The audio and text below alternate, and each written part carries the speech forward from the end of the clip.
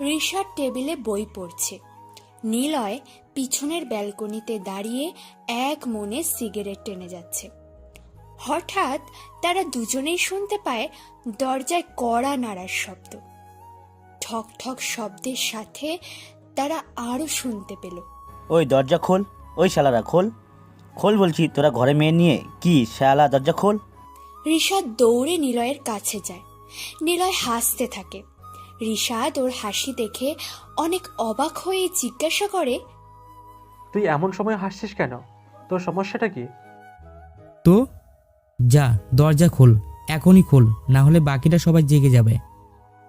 রিশাদ গিয়ে দরজা খোলে, আর সাথে সাথেই কেউ একজন রিশাদের মাথায় কালো কাপড় পরিয়ে দিয়ে বাইরে টেনে নিয়ে যায়।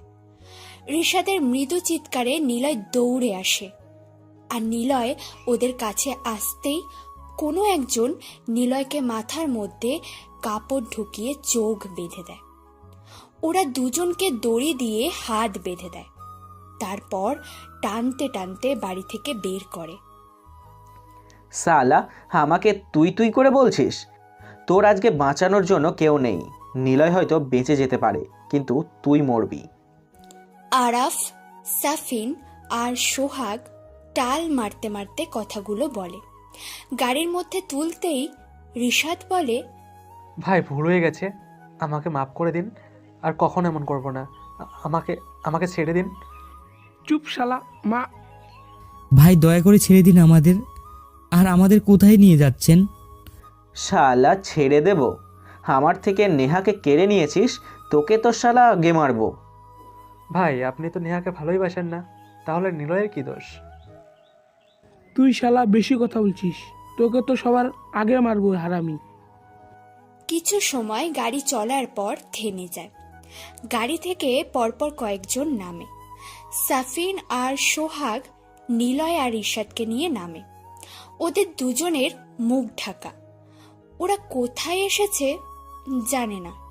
মাথায় রিশাদের জোরে গাঁটটা মেরে সাফিন বলে, চল শালা, দাঁড়িয়ে আছিস কেন? সোজা হাঁট।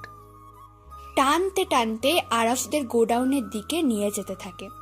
সেখানে বসে আছে ঢাকা সিটির বড় মাপের একজন মাস্তান, নাম অর্ক আহমেদ। বলতে গেলে পুরো সিটি এই অর্ক আহমেদের কথাতে নাচতে প্রস্তুত। এমন কেউ নেই অর্কের নাম শুনলে চুপ হয়ে যাবে না। কোনো জায়গায় যদি কোনো পার্টি মারামারি করে আর সেখানে যদি অর্ক যায়, তবে সবকিছুই ঠান্ডা। গোডাউনের মেইন ফটকে বড় শাটার টানা। শাটার দুটোর একটা আধা খোলা হয়ে আছে। ভিতরে একটা 100 ওয়াটের লাল বাতি জ্বলছে মাথার উপরে। সেই সাথে মাঝারি গতিতে ঘুরছে একটি সিলিং ফ্যান। সেই ফ্যানের ঠিক নিচে একটা টেবিলে 5টা মদের বোতল, মাংস, চানাচুর, স্পিড ও আরও অনেক কিছু। সাথে আছে এক গাদা সিগারেটের প্যাকেট। টেবিলের 3 পাশে বসে আছে 3 জন লোক, অর্ক ও অর্কের ডান হাত আর বাম হাত সজীব ও মুকুল। অর্ক সচরাচরও খুব কম ড্রিঙ্কস করে, দেখতে পুরো ললিপপ বয়ের মতোই। হুট করে দেখলে মনে হবে কোনো গানের মডেল হবে এই অর্ক। ঠোঁট দুটো কিঞ্চিত লাল, চুলগুলো সাদা লাল কালার করা আর বড় স্মাইক করা। কলি দুটোর উপরে 3টে করে কাটিং হেয়ার, কাটিং দাগ। মুখে ছোট ছোট করে খোঁচা খোঁচা অল্প দাড়ি। গায়ে সব সমান স্টাইলের ঢিলে শার্ট আর দামি 5000 টাকা অ্যাশ কালারের একটি গ্যাভাডি, আর পায়ে বাজারের দামি লোফার। বলতে গেলে এখন বর্তমান জেনারেশনের সব লুক অর্কের মাঝেই আছে। ললিপপ বয়, অথচ মাস্তান। অর্কের পিছনে পিস্তল হাতে দাঁড়িয়ে আছে তার লোকগুলো। 20 থেকে 25 জন হবে এই গোডাউনে, সবাই অর্কেরই লোক। অর্ক সীমিতভাবে ড্রিঙ্কস করে একটা সিগারেট জ্বালাতেই শুনতে পায় শাটার তোলার শব্দ। সবাই সেদিকে তাকালো, দেখে আরাফ আগে গোডাউনে প্রবেশ করছে। আরাফ প্রবেশ করেই বলে, আসসালামু আলাইকুম ভাইয়া। সবাই দেখে আরাফের পিছনে আরো ছেলে প্রবেশ করছে, তবে সেই ছেলেগুলোর মধ্যে দুজনের মুখ ঢাকা। আরাফ গিয়ে মুকুল আর সজীবকে তুলে দেয় চেয়ার থেকে। আরাফ গিয়ে সেই চেয়ারে বসে, তারপর পকেট থেকে চেক বই বের করে টেবিলের সামনে রেখে বলে, অর্ক ভাইয়া সাইন করে দিচ্ছি, দুটোকে মারতে লাশ গুম করতে যতটা তোমার দরকার তুমি নিজেই অ্যাকাউন্টে বসিয়ে নিও। আর আজকের পর তোমাকে আমি চিনব না, তুমিও আমাকে চিনবে না। ওরা যদি বেঁচেও ফেরে তবে কোথায় নিয়ে এসেছি তারা জানে না। আমি নিজের চোখে ওদের মরতে দেখতে চাই। সাইলেন্সার লাগিয়ে জাস্ট গুলি করে ধপ করে লাশটা মাটিতে পড়বে, আমিও চলে যাব। সকালে এসে রক্ত সাফ করার মধ্যে দিয়ে আমার কাজ শেষ। আরাফের কথা শুনে অর্ক মুচকি হাসতে থাকে। আরাফ অর্কের হাসির কারণ একদমই বুঝতে পারে না। তখন অর্ক বলে, এই নে মাল খা, মাথা ঠান্ডা কর, আর নে ধর তোর চেক বই। তোর কত টাকা লাগবে আমাকে বল, আমি নিজেই তোকে টাকা গিফট করব। আর বড় কথা, দেখতে হ্যাংলা মার্কা এই দুটো ছেলেকে মারতেও তো আমার গুলি খরচ করা লাগবে না। আমার ছেলেরা তো এদেরকে পাঞ্চিং ব্যাগ বানিয়ে ঘুষি মেরে মেরে একদমই মেরে ফেলবে। সবাই হো হো করে হাসতে থাকে। সবাই হুট করে হাসি থামায়, কারণ তাদের হাসির মধ্যে কেউ একজন জোরে বিদঘুটে টাইপ হাসি দিয়ে উঠল। সবার হাসি থেমে গেলেও সেই হাসিটা থামে না। ভালো করে খেয়াল করে দেখে রিশাদ জোরে জোরেই হাসছে। ওই হারামি, তুই হাসিস কেন? ভাই, আমি এই শালাকে নিজে মারবো। এই শালা বেশি জ্বালিয়েছে আমাকে। দাঁড়াও, দরজার পুরো শাটারটা অফ করে দিয়ে আসি। আরাফ দৌড়ে শাটার অফ করে এসে চাবি জানালা দিয়ে বাইরে ছুঁড়ে ফেলে দেয়। তারপর এসে রিশাদের মুখে কয়েকবার জোরে ঘুষি চালায় আরাফ। কালো কাপড়ের নিচ দিয়ে লাল রক্ত বের হয়ে আসছে। তারপর নিলয়কে কয়েকবার ঘুষি মারে আরাফ। আরাফ একটু হাঁপিয়ে আগের জায়গাতে এসে বসে, তারপর বলে, ভাই, এবার সরাসরি মেরে দাও ওদের, আর নিতে পারছি না। আরে দাঁড়া দাঁড়া, এমন করে মৃত্যুর মুখে এসে আমার সামনে কেউ কোনোদিন হাসেনি। এরা হেসেছে, এমনকি চুপচাপ বসেও রয়েছে। অন্য কেউ হলে এতক্ষণে কান্নাকাটি করে বলতো আমাদের ছেড়ে দিন, আর কোনো ভুল করব না। কিন্তু এরা এমন কিছুই করেনি। তারা পায়ে অবধি ধরে বাঁচার জন্য কান্না করে, আর আমি তখনই ওদের মেরে দিই। এরা কিছুই তো করলো না, তাই এদের মুখগুলো আমার খুব দেখতে ইচ্ছে করছে রে আরাপ। ও, তুমি দেখবা? অবশ্যই দেখবা, কিন্তু তুমি হাসবে না, কারণ তুমি এদের দেখে মারতেই চাইবে না। কেন রে? কারণ এদের দেখে তুমি বলবা এরা কখনোই কারোর শত্রু হতে পারে না। দেখতে ভাই সেই লেভেলের ইনোসেন্ট, বিশেষ করে এই ডান পাশে থাকা ছেলেটা। প্লিজ হাসবে না বলো। আচ্ছা ঠিক আছে। আরাফ ওদের দুজনের থেকে কালো কাপড় ওঠানোর জন্য অগ্রসর হয়।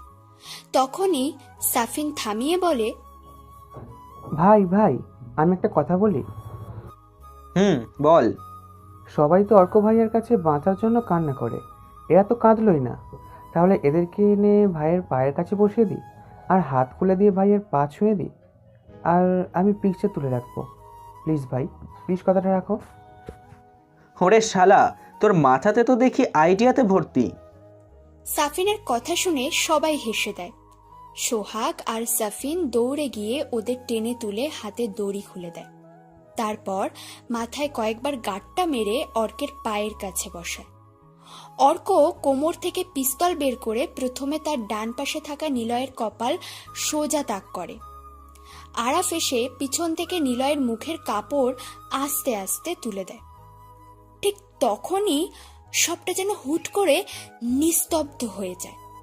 কেবল খট করে একটা শব্দ হয়, তবে সেই শব্দটা কোনো গুলি চলার শব্দ না, চেয়ার থেকে পড়ে যাওয়ার শব্দ।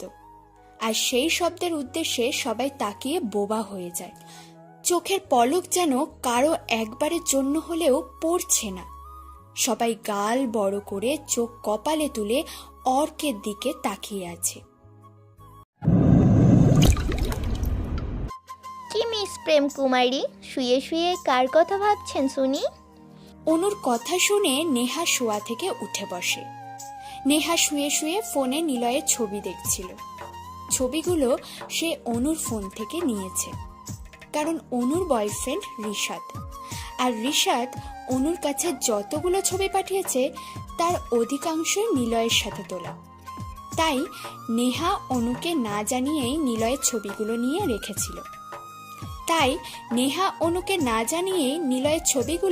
নিয়ে রেখেছিল। কিন্তু অনু এখন সেটা দেখতে পেয়েছে, তাই আবার বলল, কালকেই বলে দিস, নিলয় ভাইয়ের জন্য আমার বোনটা পাগল হয়ে যাচ্ছে। আহারে, আমি বলবো থাক। অনু, বেশি বকিস না। এইসব প্রেম ভালোবাসা আমি বিশ্বাস করি না। ওই যে শুরু করলো বক্তব্য, এখন কখন যে শেষ হবে আল্লাহই জানে। কি? আমি বক্তব্য দিচ্ছি? তোর আমার কথা শুনে মনে হচ্ছে আমি বক্তব্য দিচ্ছি?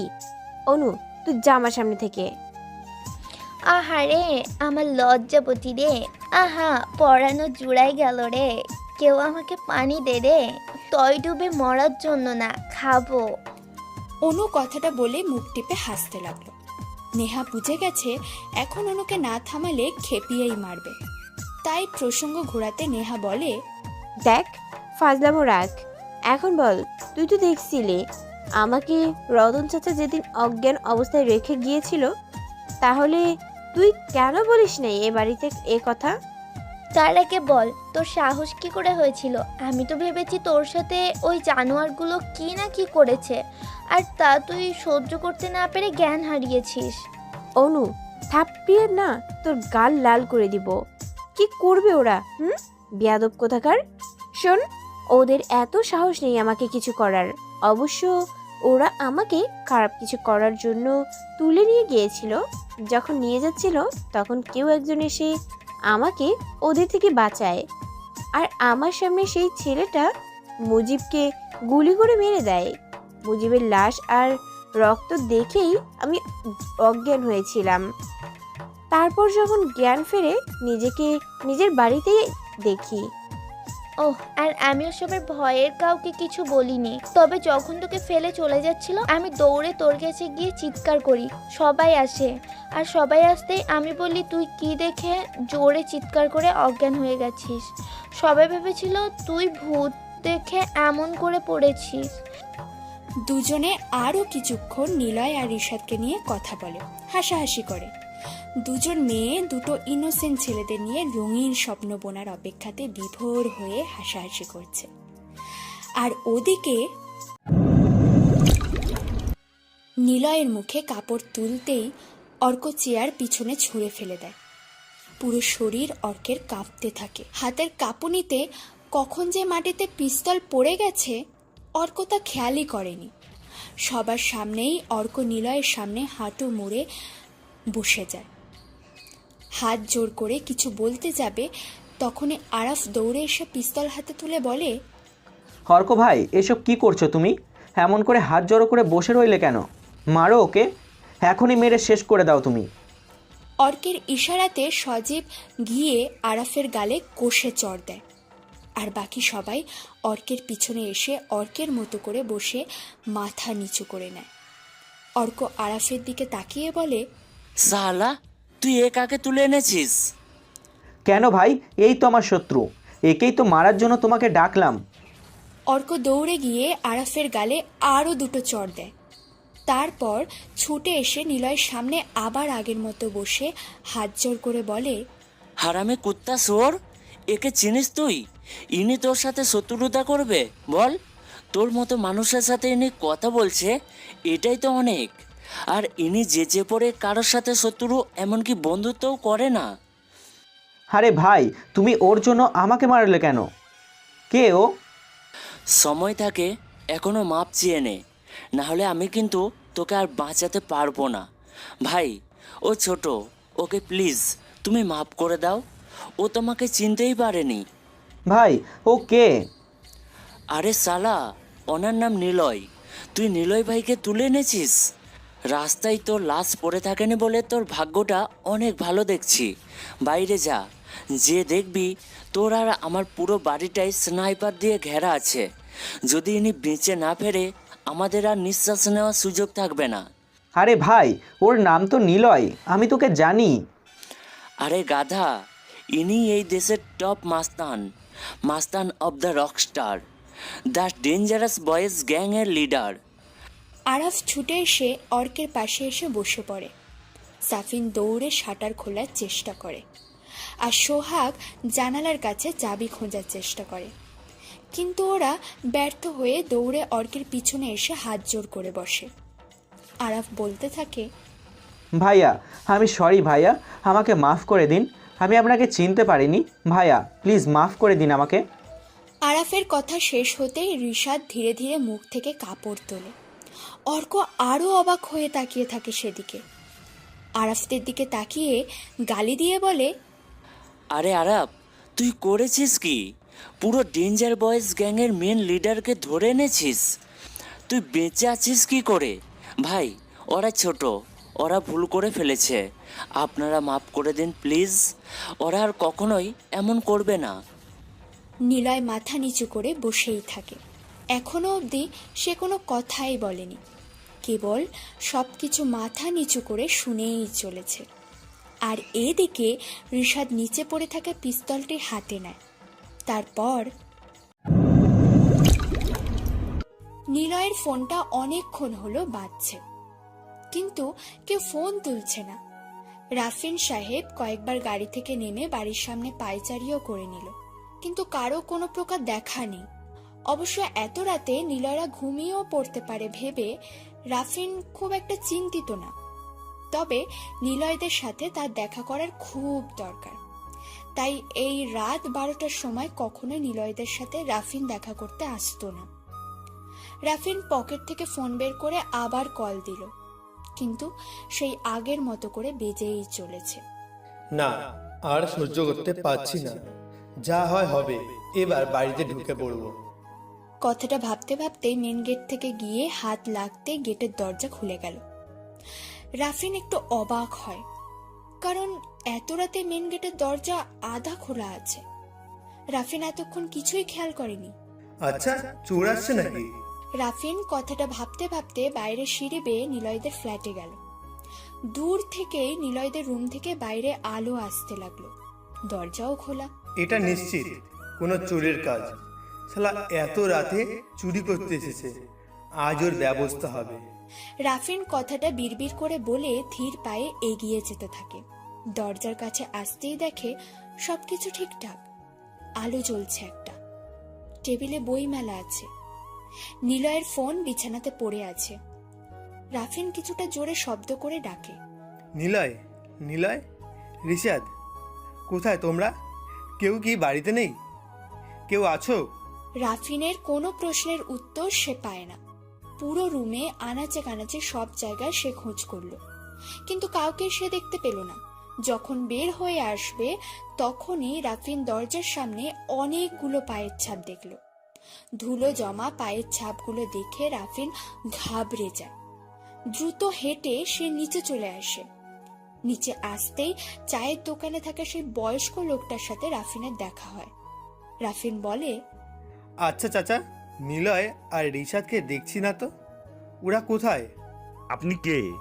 আমি রাফিন, থানার সাব ইন্সপেক্টর।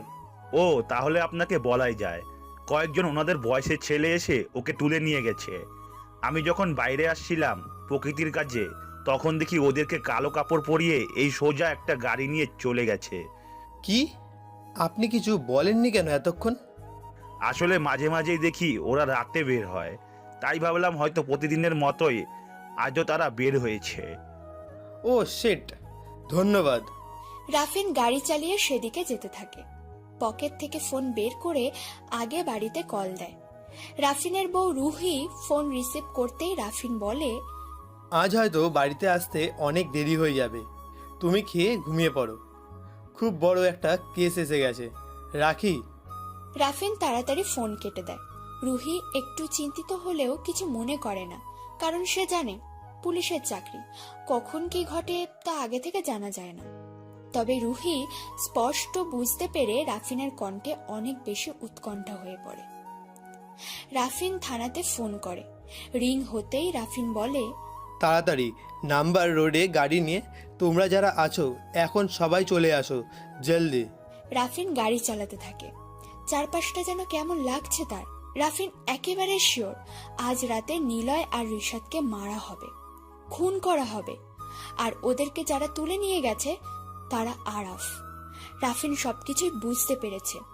মনে মনে ওদেরকে নিয়ে দুশ্চিন্তা করতে থাকে, কিন্তু কোথায় নিয়ে গেছে ওদেরকে রাফিন তা জানে না। কিছু দূর যাওয়ার পর থানা থেকে আসা কয়েকজন পুলিশ রাফিনের সাথে যোগ দেয়। রাফিন আরাফদের সহপাঠীদের সাথে যোগাযোগ করে। তারপর, ভাই মাপ চাওয়ার কি আছে, আমরা এখানে 15 জন আছি আর ওরা 2 জন, এখনই ওদেরকে মেরে ফেলি। সাফিন উঠে দাঁড়িয়ে কথাটা বলল। নিলয় মাথা নিচু করে বসেই থাকে। এখনো অবধি সে কোনো কথাই বলেনি, কেবল সবকিছু মাথা নিচু করে শুনেই চলেছে। অর্ক সাফিনকে কিছু বলতে যাবে তার আগেই রিশাদ নিচে পড়ে থাকা পিস্তলটি হাতে নেয়। তারপর ট্রিগার টেনে শাট করে একটা গুলি চালায়।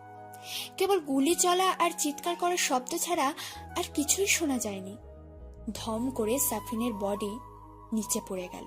রিশাদের চালানো গুলি সাফিনের কপাল ভেদ করে সোজা পিছনের দেয়ালে গিয়ে লাগে। তারপর আরো একটি গুলির শব্দ শোনা যায়, তবে সেটা আরাফ বা সাফিনের গায়ে লাগে না। সেই গুলিটা গিয়ে লাগে সোজা সোহাগের বুকে। সোহাগও নিচে লুটিয়ে পড়ে। তারপর সবকিছু যেন নীরব হয়ে যায়, কারো মুখে কোনো কথা নেই। নিলয় বসা থেকে উঠে দাঁড়ায়, চেয়ার টেনে বসেও বাম পায়ের উপর ডান পা তুলে বসে সবার দিকে তাকায়। সবাই ওর দিকে হা হয়ে তাকিয়ে আছে। টেবিলে থাকা সিগারেটের প্যাকেট থেকে একটি সিগারেট বের করে জ্বালায়। তারপর ধোঁয়াগুলো উপরে ছেড়ে দিয়ে বিদ খুঁটে এক হাসি দেয়। অর্ক ভালো করেই জানে নিলয়ের এই সিচুয়েশনে হাসি দেওয়াটা ভয়ঙ্কর এক পরিস্থিতি তৈরি করবে। রিশাদ উঠে টেবিলের উপর বসে পড়ে। তারপর ড্রিঙ্কসের বোতল নিয়ে ঠক ঠক করে গ্লাসে ঢেলে খেয়ে নেয়। নিলয় বাম হাতে জ্বলন্ত সিগারেট ধরে ডান হাতে রিশাদের হাত থেকে পিস্তল নিয়ে সোজা আরাফের কপালে তাক করে ধরে। অর্ক প্রায় কান্না করতে করতে বলে, ভাই ও ছোট, ওকে প্লিজ ছেড়ে দিন, ও আপনাকে চিনতে পারেনি। ভাইয়া আমাকে প্লিজ মাফ করে দিন, আর কখনো এমন করব না। আরাফের কথা শেষ হতেই নিলয় গুলি চালিয়ে দেয়, তবে আরাফের কপালে নয়, আরাফের বাম হাতের কবজিতে গুলি করে। আরাফ উল্টে পড়ে যায়, যন্ত্রণায় চিৎকার দিয়ে ওঠে। সাফিনের লাশের উপর হুমড়ি খেয়ে পড়ে আরাফ। ওদের দুজনের লাল তাজা রক্ত চারপাশ যেন কেমন অন্যরকম পরিবেশ তৈরি করেছে। বদ্ধ ঘরে হলুদ লাইটের রঙে লাল তাজা রক্ত যেন ভয়ঙ্কর রং ধারণ করেছে। কেউ কোনো কথা বলছে না, কেবল শোনা যাচ্ছে আহ আহ আহ আত্মচিৎকার। ডান হাত দিয়ে বাম হাতের ক্ষতকে চেপে ধরে মাটিতে মুখ দিয়ে আরাফ চিৎকার করছে। ওর চিৎকারে যেন বদ্ধ পরিবেশটা বেশ আত্মনিহিত ভয়ঙ্কর গোত্র করে তুলেছে। চারপাশ যেন মনে হচ্ছে অনবর্ধিত এক বিশাল থমথমে গোলকৃতি।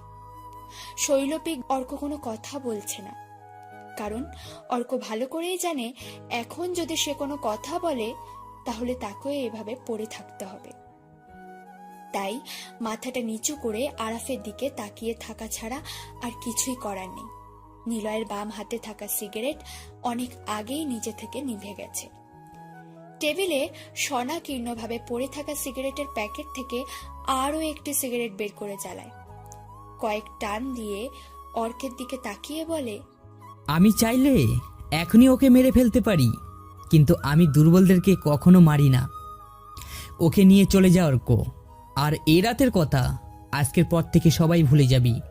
আচ্ছা ভাই, কিন্তু আপনি ঢাকাতে কবে এসেছেন? অর্ক আর কোনো কথা বলে না। আরাফকে তুলে নিয়ে চলে যাওয়ার সময় নিলয় পিছন থেকে ডাক দেয়, ওই আরাফ। আরাফের প্রচন্ড রকম ব্লিডিং হতে থাকে। বহু কষ্টে মাথা ঘুরে নিলয়ের দিকে ভয়ার্ত দৃষ্টিতে তাকায়। নিলয় মুচকি হেসে বলে, ভয় পেয়েছিস? আরাফ কোনো রকমে মাথা ঝাঁকায়। নিলয় উচ্চস্বরে হেসে দেয়, হাসি থামিয়ে বলে, ভয় ভয় পাওয়া ভালো। কাল থেকে তোকে কি বলবো রে, আপনি নাকি তুই? নিলয়ের মুখে তাচ্ছিল্য হাসি ওরা সবাই স্পষ্ট দেখতে পাচ্ছে। ওরা কোনো কথা বলছে না। ঘুরে আবার শাটারের কাছে যেতে থাকে। এবার ঋষাদ ডেকে ওঠে। ওই অর্ক, জি ভাই। তোর ভাই যেন কি বলেছিল, সকালে এসে লাশের চিহ্ন পরিষ্কার করে দেবে। কাল সকালে আমরা আবারও আসবো এখানে, তবে এই দুটো কুত্তার বাচ্চার লাশ যেন এখানে না থাকে, এমনকি কোনো প্রকার চিহ্নও যেন না থাকে, তাহলে কিন্তু। আমি জানি ভাই, আমি তো আপনাদেরই গ্যাংয়ের, তাহলে চিন্তা করছেন কেন? সব ঠিক হয়ে যাবে। অর্ক কথাটা বলেই কোমর থেকে পিস্তল বের করে শাটারে তালা দিয়ে রাখা তালাতে গুলি করে। তালা খুলে যায়। শাটার টেনে ওরা চলে যায়। নিলয় আর ঋষাদ সেখানেই বসে আছে। ঋষাদ নিলয়ের দিকে মাতাল অবস্থায় তাকিয়েই বলল, দোস্ত, চেয়েছিলাম আর কাউকে খুন করবো না, তোকেও এই পথ থেকে সরিয়ে আনবো। মায়ের কথা আজও যেন কানে এসে বাজছে রে। ঋষাদ থামে। নিলয় এক মনে সিগারেট খেয়েই যাচ্ছে। ডান হাতে এখনো পিস্তল রাখা। ট্রিগারে হাত দিয়ে বাম হাত দিয়ে সিগারেট টেনেই চলেছে। ঋষাদ উদাস হয়ে বসে আছে, মাথার উপরে ঘুরতে থাকা সিলিং ফ্যানের দিকে তাকিয়ে। নিলয়ের মাকে সে মা বলে ডাকত, কারণ ঋষাদের নিলয় আর নিলয়ের পরিবার ছাড়া কেউ ছিল না। এই কারণে ছোট থেকে নিলয়ের মায়ের কাছে নিলয়ের মতোই আদর পেয়ে এসেছে। ঋষাদ ঘাড় ঘুরে নিলয়ের দিকে তাকায়। সে এক মনে সামনের দিকে তাকিয়ে সিগারেট টেনে চলেছে। ঋষাদ সোজা হয়ে নিলয়ের হাত থেকে সিগারেট কেড়ে নেয়। নিলয় জানে ঋষাদ সিগারেট ছুঁড়ে ফেলবে, কিন্তু না, ঋষাদ নিলয়কে একটু অবাক করে দিয়ে সিগারেট টানতে থাকে।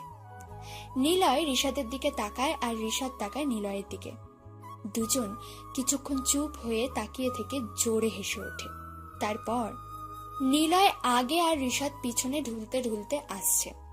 রাত তখন 1টা বেজে কয়েক মিনিট হয়েছে। পিচ ঢালা রাস্তায় অনেক দূর অবধি ল্যাম্পপোস্টের আলো আর মাঝে মাঝে বড় ট্রাক ছাড়া কিছুই দেখা যাচ্ছে না। ঋষাদ মাঝে মাঝে একাই বকে যাচ্ছে। নিলয় কোনো কথা বলছে না।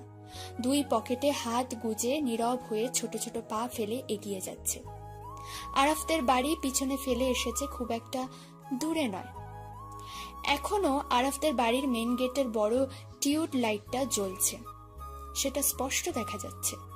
তবে বাড়ি থেকে অনেক লোকের চিৎকার চেঁচামেচি এখনো শোনা যাচ্ছে, কারণ আদরের ছেলে আরাফ আহত হয়ে বাড়িতে এসেছে। সবাই তো চিৎকার টেনশন করবেই, স্বাভাবিক।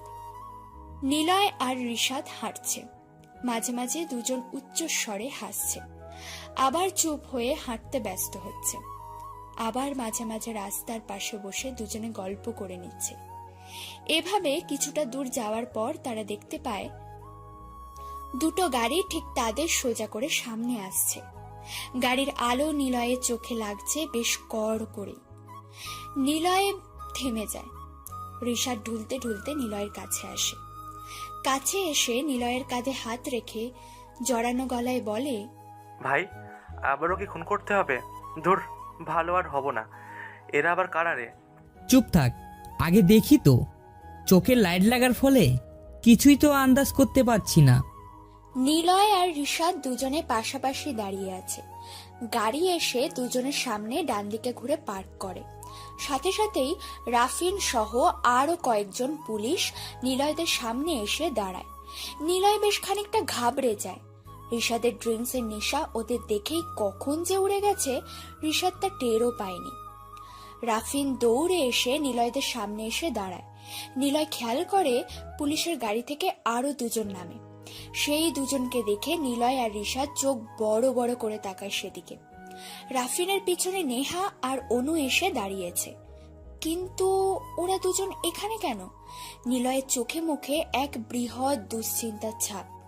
ওদের দুজনকে রাফিনের সাথে দেখে নিলয় অনেক বেশি ঘাবড়ে যায়। ঋষাদ চোখই তুলতে পারে না অনুর দিকে তাকানোর ভয়ে। তোমরা ঠিক আছো তো? তোমাদের টেনশনে সারা শহরের সব জায়গায় খুঁজে বেরিয়েছি। শেষে ভাবলাম আরাবদের বাড়িতে হয়তো তোমাদের খোঁজ পাবো, আর পেয়েও গেলাম। তোমরা ঠিক আছো তো?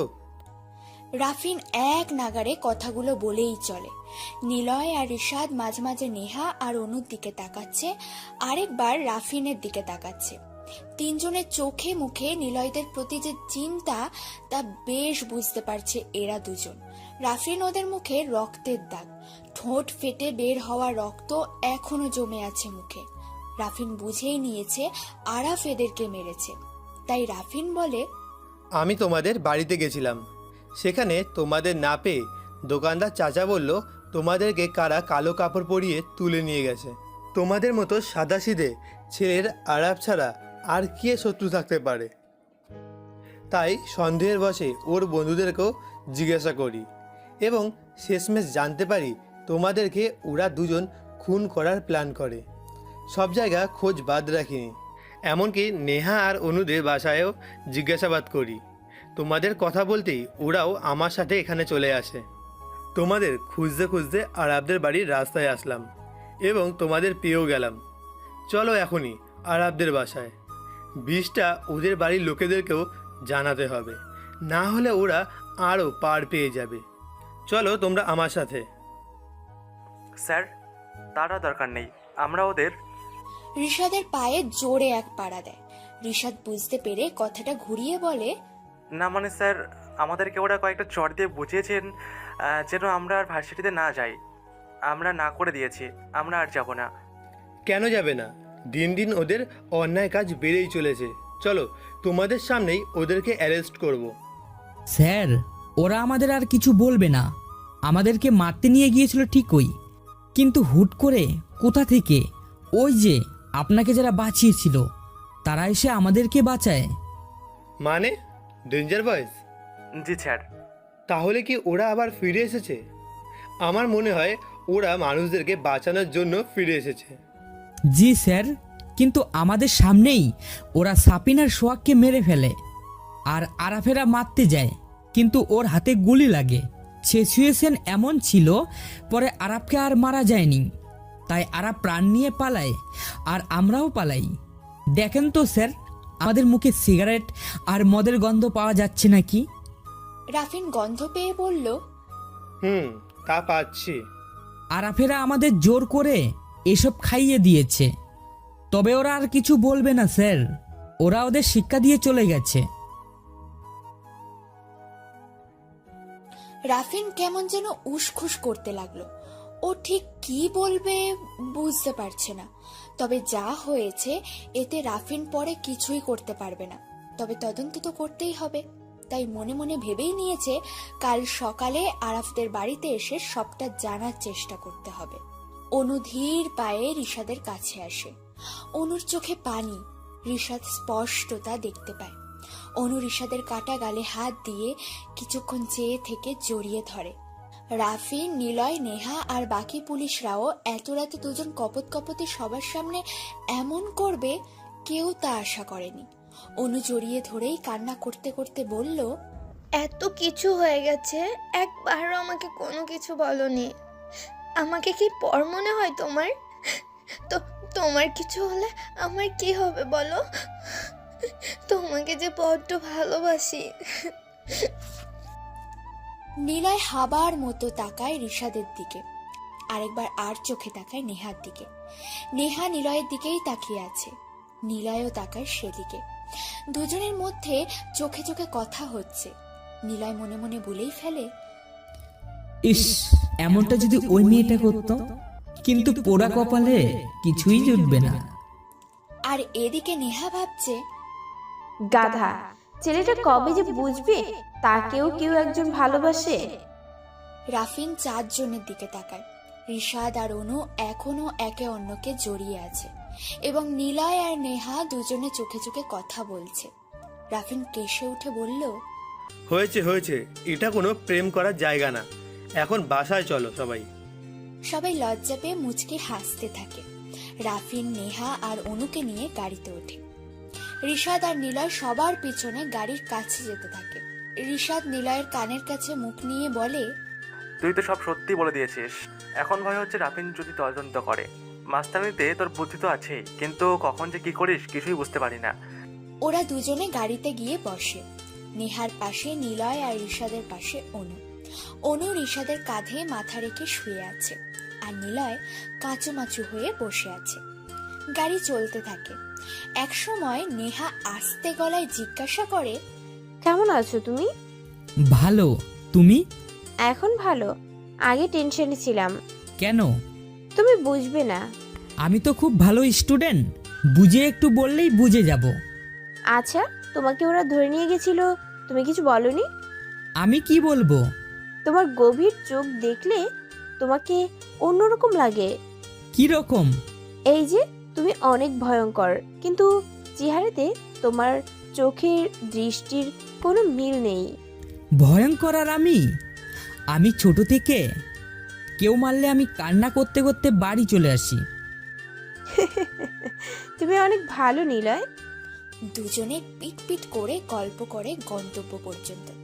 নিলয় আর ঋষাদকে নামিয়ে রাফিন, অনু আর নেহাকে নিয়ে চলে যায়। দুজনে বাড়ির সামনে দাঁড়িয়ে আছে। নিলয় বলে, কি রে অনুর বোন নিহা, আমাকে বলিস নাই কেন? আমি তো ভাবতাম তুই জানতিস। বাদ দে, তুই যে ড্রিঙ্কস করলি তা মাতলামি করলি না কেন? ওদের দেখে টাল সামনে নিয়েছিলাম, কিন্তু তুই বিষয়টা যেভাবে হ্যান্ডেল করলি তবু কেমন যেন ভয় করছে। কিসের ভয়? আমি আছি না। নিলয় আর কিছু না বলে চলে যায়। ঋষাদ হাসতে থাকে। মনে পড়ে ও সেই দিনের কথা, যেদিন ঋষাদকে ওরা মারছিল। 10 বছর আগের কথা ঋষাদকে আবারও ভাবিয়ে তোলে। রুদ্র নামের একটা মাস্তান যখন ঋষাদের বোনকে ধর্ষণ করে, তখন ঋষাদ পুলিশদের শরণাপন্ন হলেও কেউ তাকে সাহায্য করেনি। ঋষাদের বোন রুষা সেদিন আত্মহত্যা করে। ঋষাদ পুলিশদের কাছে রুদ্রের নামে কেস করলেও কেউ সাহায্য করেনি। রুদ্রের লোকেরা ঋষাদকে তুলে নিয়ে যায় আর চরমভাবে মারতে থাকে। সেদিন নিলয় গিয়ে তাকে বাঁচায়। ঋষাদ ভয় পেয়েছিল। সেদিন নিলয় ওর মাথায় হাত রেখে বলেছিল, চিন্তা করিস না, আমি আছি তো। আরাফের বাড়িতে বেশ হইচই শোনা যাচ্ছে। আরাফ আরো 2 জন পুলিশ সহ আরাফদের বাড়ির সামনে এসে দাঁড়ায়। সবাই বাড়ির মধ্যে থেকে হইচই করছে। বোঝাই যাচ্ছে তারা রাত থেকে ঘুমায়নি। রাফিন ধীর পায়ে এগিয়ে যায়। বাড়ির কাছে আসতেই অর্ক রাফিনকে দেখে ভিতরে চলে যায়। রাফিনকে দেখে আরাফদের বাড়ির সবাই চুপ হয়ে যায়। তবে রাফিন প্রবেশ করার আগে শুনতে পায়, আরাফ, তোকে যে মেরেছে তাকে তো মেরেই ফেলবো, শুধু নামটা বল, দেখিয়ে দে আমাদের। তোকে মারে তার বুকের পাটা আছে দেখছি। রাফিনকে দেখে কথাটি আরাফের চাচাই বলেছে। বড় রাজনীতিবিদ উনি। রাফিনকে দেখে সবাই চুপ হলেও উনি ঠিকই ওনার রাগ প্রকাশের মাধ্যম হিসেবে বকেই যাচ্ছে। কিছু মানুষ আছে যারা বকার মাধ্যমেই রাগ নিবারণ করে। উনিও তেমনই লোক। ওনার কথা শুনে বোঝা যাচ্ছে উনি কাল রাতে আসলে ঘটনাস্থলে ছিলেন না, আর সকালেই এসেছেন হয়তো। না হলে এরকম কথা তিনি বলতেন না। রাফিনকে দেখে আরাফের চাচা মিস্টার আদিল সাহেব বললেন, এই যে রাফিন, কি ডিউটি করো? হ্যাঁ, আমার ছেলেদের মেরে যায়। আরো খানিকটা সময় ধরে তিনি বকবক করেন। রাফিন সবাইকে বলে, আচ্ছা, আমি কি একবার আরাফের সাথে কথা বলতে পারি আলাদা? আলাদা কেন? সবার সামনে বলো। খুবই জরুরি কথা, প্লিজ। আচ্ছা, আরাফকে নিয়ে রুমে যাও। আরাফকে নিয়ে রাফিন রুমে আসে। 5 তলা বাড়ির উপর তলাতে আরাফ থাকে। কোনার একটি রুম ওর। বাম হাত পুরো বুক নিয়ে ব্যান্ডেজ করা। আরাফদের বাড়ির পিছনে একটি বড় সুইমিং পুল। ও রুমের সাথে একটি অ্যাটাচ ব্যালকনি। সেই ব্যালকনিতে টেবিল সহ চেয়ার পাতা। আরাফ সেই চেয়ারে গিয়ে বসে। রাফিনও গিয়ে সেখানে বসে। ব্যালকনি থেকে সুইমিং পুলের নীলচে পানি স্পষ্ট দেখা যায়। রাফিন সেই দিকে তাকালো, তারপর বলল, কেমন আছো এখন? আরাফ কোনো কথা বলে না, কেবল একটু মুচকি হাসে। রাফিন ওর হাসির কারণ কিছুটা হলেও বুঝতে পারে, তবুও হাসির কারণ জানতে না চেয়ে বলে, কেমন আছো সেটা আগে বলো। অনেক রাগ জমে আছে আপাতত। যারা তোমাকে মেরেছে? 2 কাপ কফি নিয়ে হাজির বাড়ির কাজের মেয়েটা। কখন কফি অর্ডার করা হলো রাফিন জানেই না। আসলে বড়লোকের ব্যাপার বলে কথা। আরাফ বলে, কফি খান স্যার? সবটা বলো, কাল রাতে কি হয়েছে? আরাফ চমকে ওঠে। আরাফ ভয় পাচ্ছিল এই প্রশ্নটারে, কারণ আরাফ জানে না কি উত্তর দেবে সে। সে কি বলবে কাল রাতে তার সাথে কি কি হয়েছিল?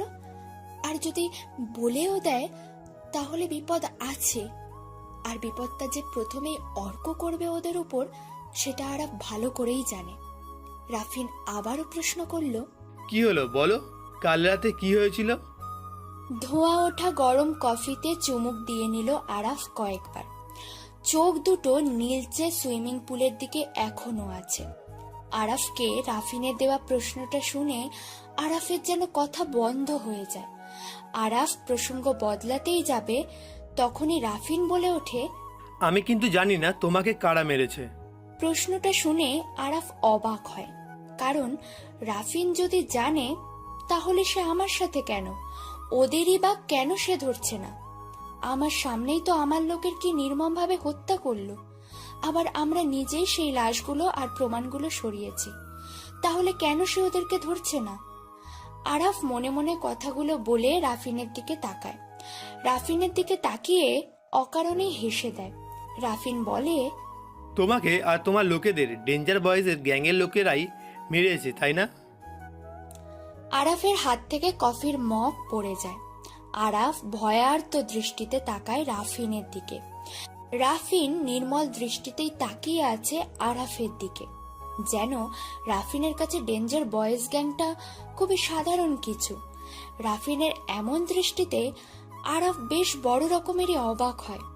যত ভয় আরাফের বুকে আর চোখে মুখে এসে প্রজ্বলিত হতে থাকে। সেই প্রশ্নটাই আবারও আরাফের মনে এসে বলতে থাকে, কেন তাহলে ওদেরকে ধরছে না? সবটাই যখন সে জানে। আরাফ আর চুপ থাকে না, গড়গড় করে মনের মধ্যে থাকা প্রতিনিহিত বিড়বিড় করে বলা কথা যুগল বলেই ফেলল। জানেন যখন, তাহলে ধরছেন না কেন? ওরাই তো আমাদের সামনে আমার লোকেদের খুন করেছে, তাহলে ধরুন না। আর ওদেরকে জিজ্ঞাসা করুন, তাহলে ওরা বাকিটা বলে দেবে। কিন্তু ওরা কারা? আমি তো ডেঞ্জার বয়েজ গ্যাংয়ের কোনো লোকেদেরই তো চিনি না। মানে? তুমি কি ওদের মুখ দেখেছিলে? রাফিনের প্রশ্নটা শুনে আরাফ চুপসে যায়। হাজারো কথা মনের মধ্যে এসে চিল পাখির মতো উড়ে বেড়ালেও মুখ নামক পরিশ্রিত বস্তু দিয়ে সেই কথাদিত শব্দ সহস্র বের হচ্ছেই না। মনে মনে কথাগুলো বহুবার বললেও মুখ দিয়ে তা বের করার সাহস নেই। তাই আরাফ বলল, না, দেখিনি। ওরা মুখ ঢেকেই ছিল, লম্বা কাপড়ে মুখ ঢাকা ছিল ওদের, তাই দেখতে পাইনি। কিছু বোঝার আগেই সাট সাট করে কয়েকটা গুলি চলে, আর গুলি এসে লাগে আমার সাথে থাকার লোকগুলোর। তোমাদের সাথে কি আরো কেউ ছিল? আচ্ছা, অর্ক ভাইয়ের কথা কি বলে দেব? না না, বলা যাবে না। অর্ক ভাই একটা গ্যাং চালালেও অর্ককে তো লিড দেয় নিলয়দার রাফিয়ান কিং। যদি অর্ক ভাইয়ের কথা বলি, তাহলে ডেঞ্জার বয়েজ গ্যাং অবধি সহজেই পুলিশ পৌঁছে যাবে, আর যখনই যাবে তখনই তারা আমাকে মেরে ফেলবে। না না, বলবো না কিছু। কি হলো আরাফ, বিড়বিড় করে কি বলছো? বলো, কেউ ছিল আর? না স্যার, আর কেউ ছিল না। আমরা 5 জনই ছিলাম, 2 জন নিলয় আর ঋষাদ, আর আমরা 3 জন। ওকে, কোথায় হয়েছে খুনগুলো সেটা তো আমাকে বলো।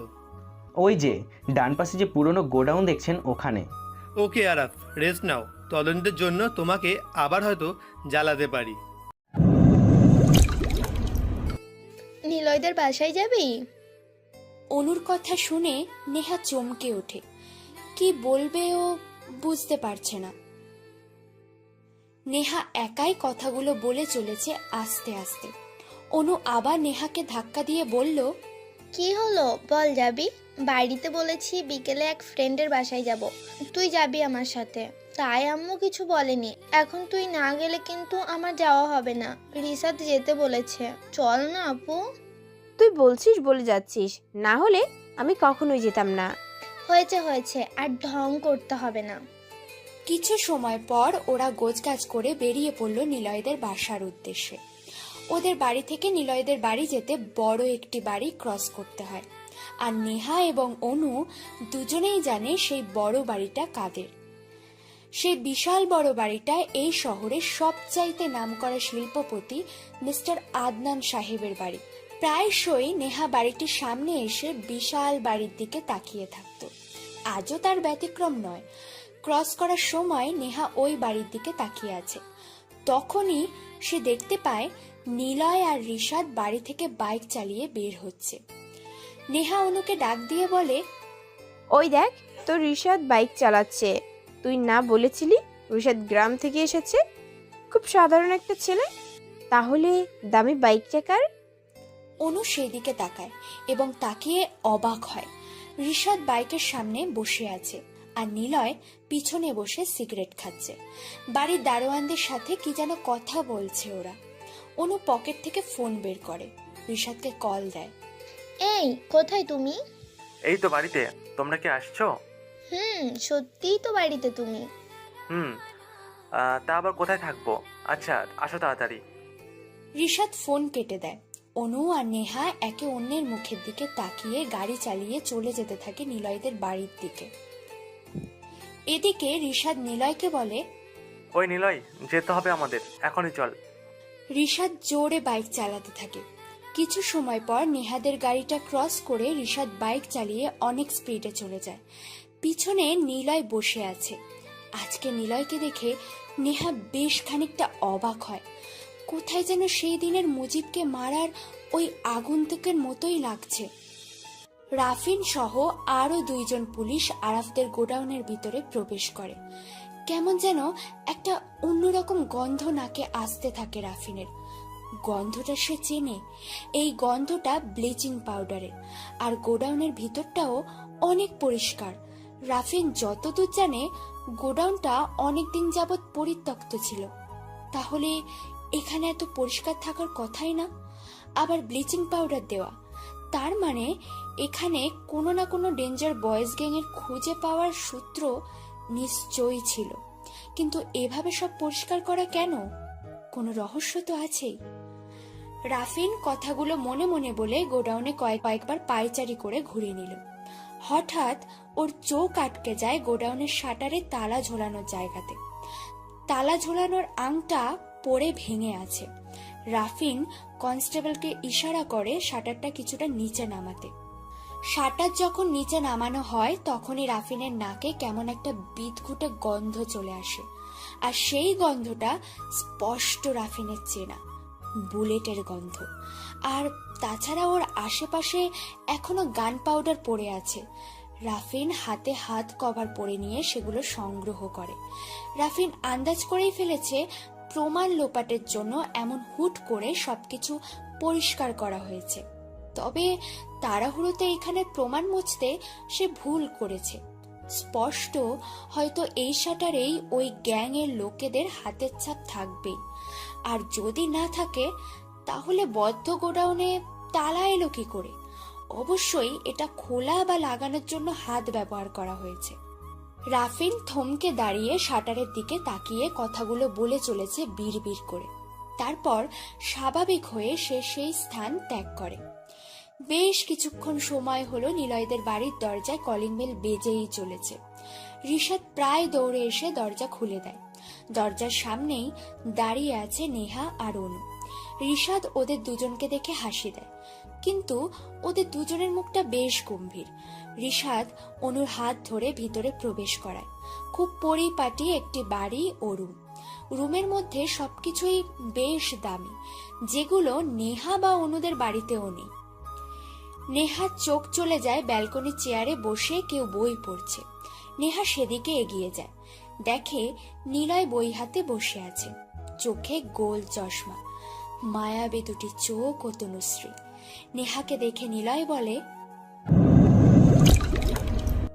কেমন আছো নেহা? তুমি আসবে ভাবতেই পারিনি, বসো। নেহার মুখটা গম্ভীর হয়ে আছে। নিলয় একবার তা খেয়াল করে কিছু না বোঝার ভান করেই নেহাকে আপ্যায়নে উদ্ধৃত হলো। নেহা তখনই প্রশ্ন করে, তোমার সাথে আদনান সাহেবের কি সম্পর্ক? নিলয় অবাক হয়ে প্রশ্ন করে। নিলয় বুঝতেই পারে না নেহা কেন তাকে হুট করে এমন প্রশ্ন করবে। নিলয় মুচকি হেসে নেহার দিকে তাকিয়ে বলে, সেদিন উনি আমাকে ছাড়িয়ে নিয়েছে বলে এমন প্রশ্ন করছো? আরে ওনার আর আমাদের গ্রামের বাড়ি পাশাপাশি। ওনার মায়ের সাথে আমার মায়ের অনেক সাক্ষাৎ, আর ওনার দৌলতে এখানে আসা আর এই বাড়িতে থাকা, না হলে কোথায় পাবো এত কিছু, তাই আর কি। নিলয় কথাগুলো বলে রুমে চলে আসে। অনুও ঠিক এই প্রশ্নটি রিশাদকে করে। রিশাদও নিলয়ের মতোই উত্তর দেয়। নিলয় ওদের সবাইকে বলে, তোমরা গল্প করো, আমি চা করে আনি। নিলয় চলে যায় চা বানাতে। কিছু সময় পরেই নেহা নিলয়ের পাশে এসে দাঁড়ায়। নিলয় মুচকি হেসে কিছু একটা বলতে যাবে, তখনই নেহা বলে, সব ঠিক আছে, কিন্তু তোমাদের কাছে ওই দামি বাইক কোথা থেকে আসলো? আবার বাইকের পিছনেও সিগারেটও খাও, আদনান সাহেবের বাড়ির ভেতর থেকে বাইক চালিয়ে আসো, রহস্যটা কি? নিলয় বোকার মতো তাকায় নেহার দিকে। নিলয় জোরেই কেঁসে ওঠে। শুনতে পায় ঋষাদও জোরে কাঁদছে। তখনই শুনতে পায় কলিং বেলের আওয়াজ। ঋষাদ দরজা খুলতে অগ্রসর হয়। নিলয়ও চলে আসে। ঋষাদ দরজা খুলতেই দেখে রাফিন দাঁড়িয়ে আছে। ঋষাদের দিকে তাকিয়ে মুচকি হেসে দিয়ে বলে, কেমন আছো তোমরা? আরে এখানে অনু আর নেহাও আছে দেখছি। যাক, তোমাদের সাথে দেখা হয়ে ভালো লাগলো। রাফিন কথাগুলো বলে ভিতরে প্রবেশ করে। নিলয় নেহার থেকে যেন হাফ ছেড়ে বাঁচে। রাফিন কিছু বলতে যাবে, তখনই আবার কলিং বেল বেজে ওঠে। ঋষাদ আবার দরজা খুলতে যায়। রাফিন তখনও প্রায় দরজার কাছেই দাঁড়িয়ে। ঋষাদ দরজা খুলতেই চোখ বড় বড় করে দাঁড়িয়ে আছে, কারণ বাড়ির নিচে চায়ের দোকানের রমিত চাচা এসে দাঁড়িয়ে আছে, আর হাতে ছোট্ট একটি শপিং ব্যাগ ও দুটো কালো গোলাপ। ঋষাদের অবাক হওয়ার কারণ এই কালো গোলাপ। ঋষাদ কিছু জিজ্ঞাসা করতে যাবে, তখনই রমিত চাচা বলল, বাবা, কালো জামা পইরা দুজন লোক আইলো, আমার হাতে এই যে 500 টাকার নোট গুজিয়ে দিয়ে কইলো সরাসরি নিলয়ের কাছে যেন এইগুলো দিই। তারপর তারা গাড়িতে কইরা চইলা গেল। এইগুলা তোমাদের জিনিস, নাও বাবা। কারা সেই লোক? আমি তো চিনি না বাবা, তুই যাওয়ার আগে কইলো নতুন কি যেন নাম ভুইল্লা গেছি, কইলো নতুন নতুন ড্যান বয় না কি যেন কইলো, ভুলে গেছি। ওকে, বুঝতে পারছি, আপনি যান চাচা। ঋষাদ সেগুলো হাতে নেয়। ঋষাদের কথা মতো রমেশ চাচা চলে যায়। ঋষাদ ওগুলো নিয়ে ভিতরে প্রবেশ করতেই সবাই সেদিকে তাকিয়ে আছে। ঋষাদ কিছু বলতে যাবে, তার আগেই রাফিন বলে, নতুন ডেঞ্জারাস বয়েজ মানে? ঋষাদ নিলয়ের দিকে তাকায়। নিলয় শান্ত চোখে ঋষাদের দিকে তাকিয়ে মুচকি হেসে রাফিনকে উদ্দেশ্য করে বলল, এটা নিশ্চয় ডেঞ্জার বয়েস গ্যাংয়ের কেউ পাঠিয়েছে, ওরা তো আমাদের বাঁচিয়েছে তাই।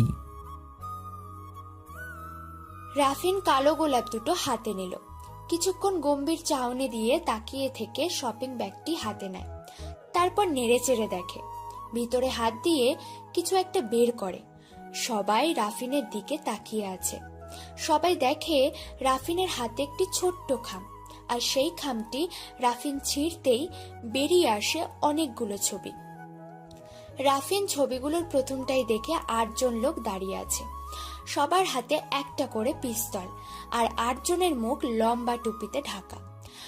সবাই হাতে পিস্তল তাক করে দাঁড়িয়ে আছে, আর প্রথম যে দাঁড়িয়ে আছে তার মাথায় ছোট্ট করে লেখা এন, তারপর পাশেরটা আর, তার পরের গুলো হলো O M S R A S.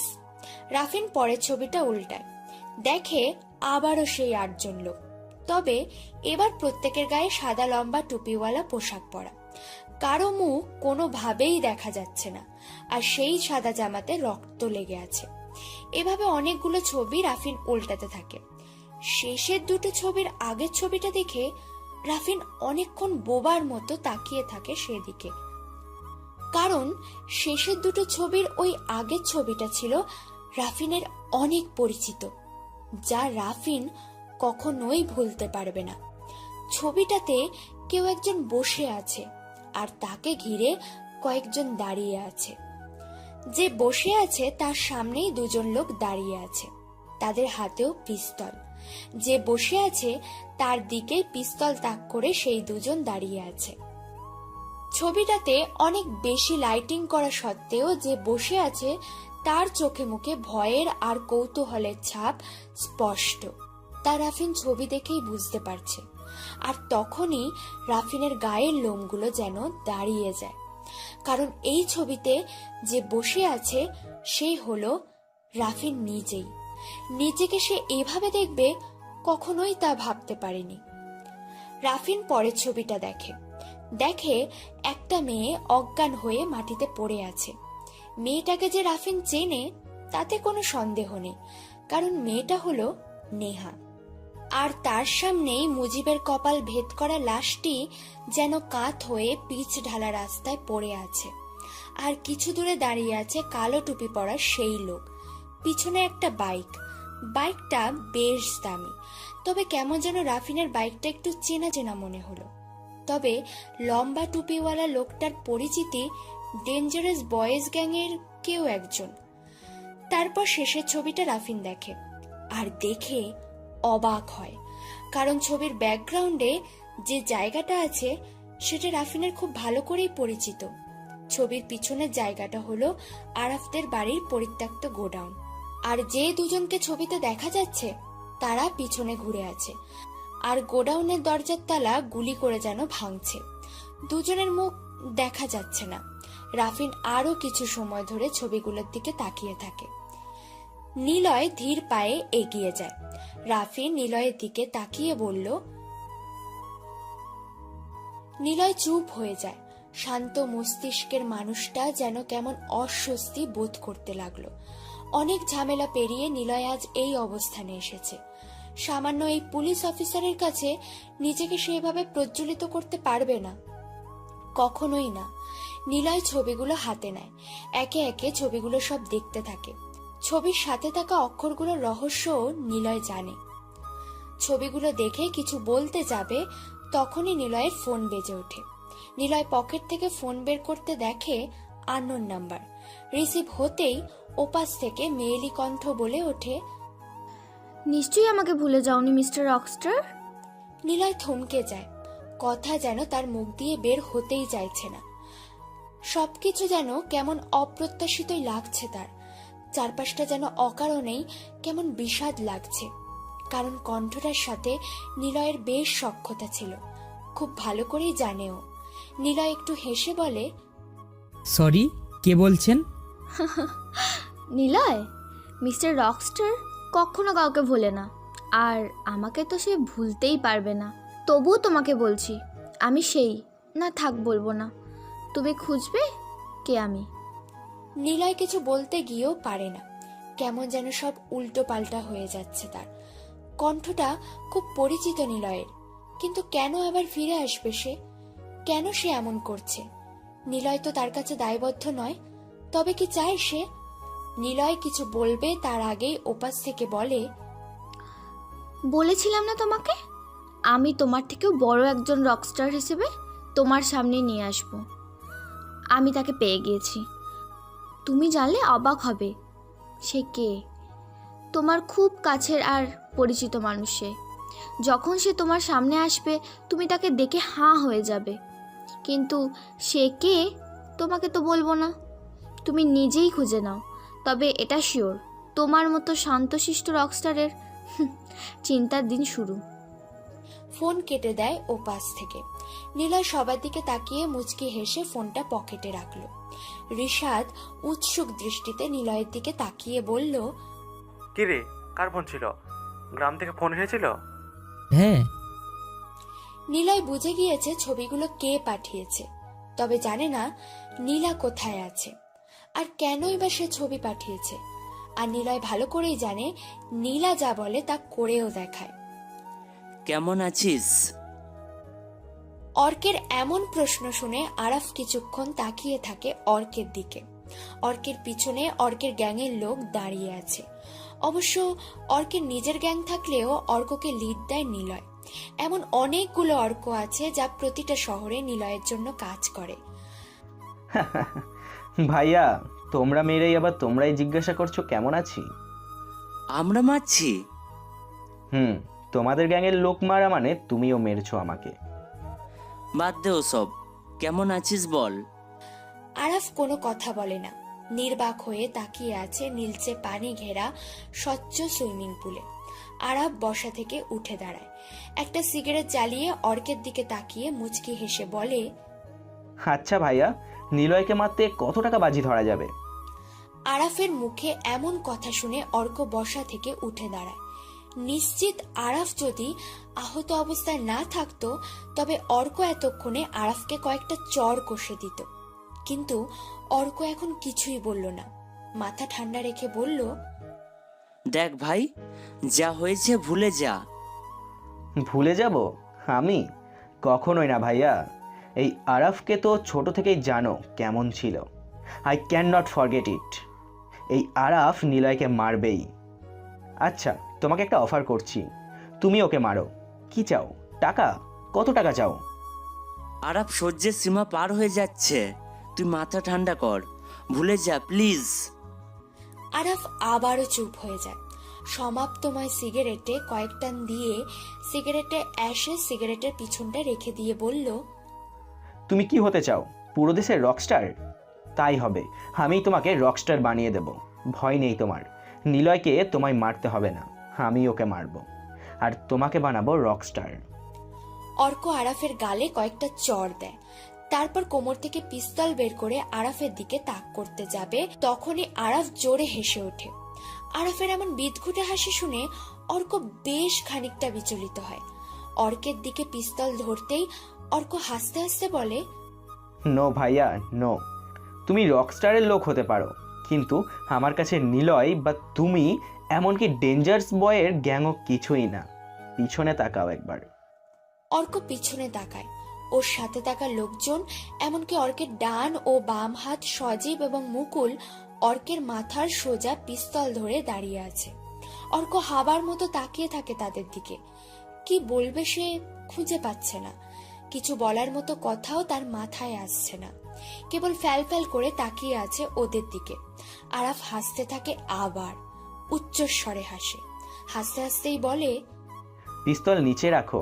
এরকম দাবা খেলার ছোট বাড়িকে খেয়ে কি হবে? খেতে হবে তো রাজা মন্ত্রীকে। আরাফ আবারও চুপ হয়ে যায়।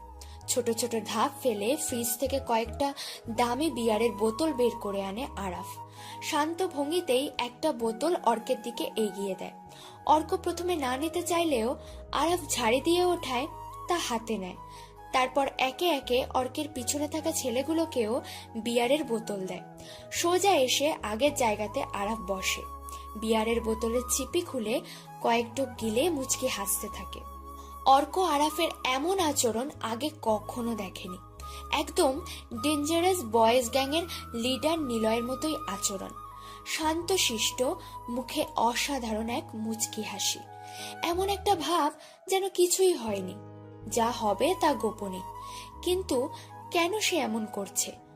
আরাফ বলে, ঘরে বসেই তোমাদের লোকদের কিনে নিলাম। খুব সিম্পল বিষয়। একটা করে মেয়ে আর বাড়তি কিছু টাকাই ওদের জন্য যথেষ্ট। তোমার লোকেদের নিজের দলে করে নিতে সময় লেগেছে মাত্র 3 ঘন্টা, আর তুমি সেটা জানতেও পারোনি। আর নিলয়কে মারতে সময় লাগবে 1 ঘন্টা, আর সেও জানতে পারবে না। দেখ আরাফ, নিলয় কোনো ছোটোখাটো রকস্টার না, সে সাধারণ কোনো পাতি মাস্তানও না। তোর 1 ঘন্টা সময় লাগলেও তোকে মারতে তার 5 মিনিটও লাগবে না রে। তুই ওকে চিনিস না। শুধু শুধু ওনার সাথে শত্রুতা করে নিজের প্রাণ ও পরিবারের সবার ওপর ঝোড়ো হাওয়া টেনে আনিস না। ও আছে ওর মতো, শান্তিতে তাকে থাকতে দে। ভাই, আমি শান্তিতে নেই, আমি শান্তিতে থাকতে চাই। সে কেন রকস্টার? আমি বা তুমি কেন না? এর শেষ আমি দেখেই ছাড়ব। কেউ না কেউ আছে আমার মতো যে নিলয়ের শেষটা দেখতে চাই। তোর দিকে কিন্তু আর চোখে তাকাচ্ছে, ওই দেখ দেখ।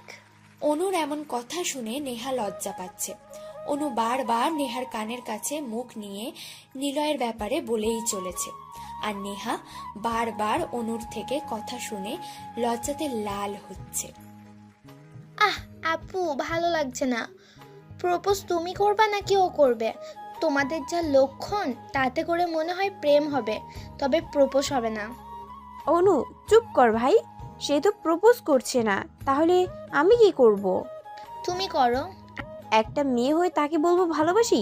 কি সাংঘাতিক ব্যাপার, ধুর। আচ্ছা দাঁড়াও। নিলয়ের দিকে অনু তাকিয়ে কিছুক্ষণ বড় বড় নিঃশ্বাস নেয়। নেহা অনুর হাত চেপে ধরে আছে, কারণ অনু কিছু বলা শুরু করলে তার থামার নাম নেবে না।